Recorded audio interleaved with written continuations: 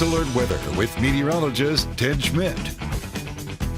It's a first alert day as we are tracking the possibility of more severe weather headed our way. We had some severe storms last night, just a handful of those, and some heavy rainfall in parts of the area overnight into this morning. Things a little quieter right now, but we look at the possibility of some strong storms developing later this morning and especially in the afternoon. Here's imagery from last evening. This is a landspout tornado, a weaker version of tornado, not your classic supercell tornado that develops from rotation from aloft and what would normally be a wall cloud, and then the lowering of that base and a tornado. This is actually formed kind of from the ground up, and you have the surface vortex from outflow from surrounding storms, and then those are pulled up into an updraft, and that is what really creates that spinning motion in the storm. But because it's in developing a different way in that different manner, it's not going to be as strong. This particular storm is more than likely to be classified as an EF0, which is the lower end of the scale.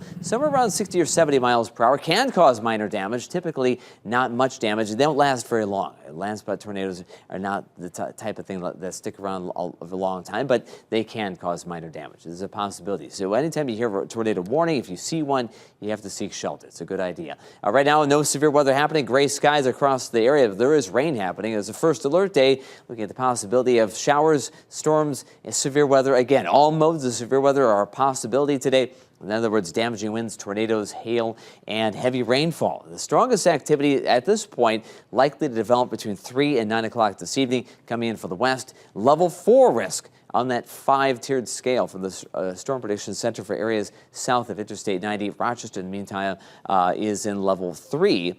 And looking at, again, the timing of the most widespread risk this afternoon and evening. If you look over here, the tornado risk is very much at the high end of the scale, as is damaging wind threat coming up later today. Right now, no severe weather happening. Things have been getting weaker, but a lot of rain has fallen. There are some flood warnings south of our local area. There's a flood watch for our entire area right now for the rest of today. A number of severe storms going on. Look how many warnings are along the Missouri Valley, right around Omaha and up towards Sioux City, as a line of intense activity migrates eastward. Should it hold together as it stands right now, it would impact our area starting around 9 o'clock or so this morning for a few hours. We're looking at the possibility of severe weather here from that and more activity this afternoon. Flood watch, again, as I mentioned, until 9 o'clock. Everything west of the Mississippi, so southern Minnesota, and all of our Iowa counties looking at 3 or more inches of additional rain. And here's how much has already fallen since yesterday afternoon.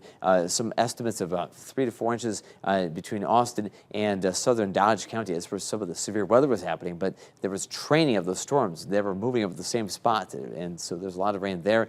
Parts of North Iowa up to 3 inches already from this event. Rochester since midnight, 0.12 of an inch, but southward a lot more. North Iowa, see some spots registering more than an inch just since midnight. 1.64 inches in Decorah and 1.05 in Mason City. Temperatures on the map, mostly 60s, which for this time of the morning is actually fairly mild. Typically we would be in the 50s, topping out close to 70 for a high.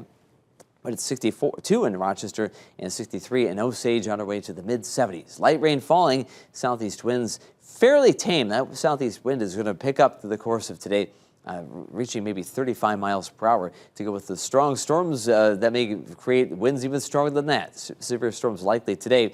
Sunshine, mild weather for the midweek, and then maybe a brief shower or two for parts of the holiday weekend, but most of the holiday weekend looking pretty nice. Showers going on this morning. Look for some light rain, some lightning, not necessarily severe weather, but after about 9 o'clock or so, we start seeing some of the strong storms coming in from the west, and those impact the area until around lunchtime. We get a lull, and then after about 3 o'clock, another cluster of storms. This is kind of the main event along the approaching cold front, and that activity migrates eastward with all modes of severe weather still in play for that line of storms in that afternoon time frame from 3 o'clock until about 8, maybe 9 o'clock. By midnight, the showers move out altogether. Severe weather risk, of course, before that, and we'll have clearing skies with some breezy sunshine tomorrow. Severe storms today, but most widespread activity. Heavy rain also a concern. Maybe a brief shower or thunderstorm on Friday until maybe early evening, but most of the day looks actually halfway decent. A small chance of rain on Sunday and Monday, but the holiday weekend, beyond those small chances of rain that would be brief, it looks actually nice with some sunshine. Today, look for very limited sun, if any at all, but strong storms, heavy rainfall, a high of 76 with those southeast winds getting stronger in the afternoon.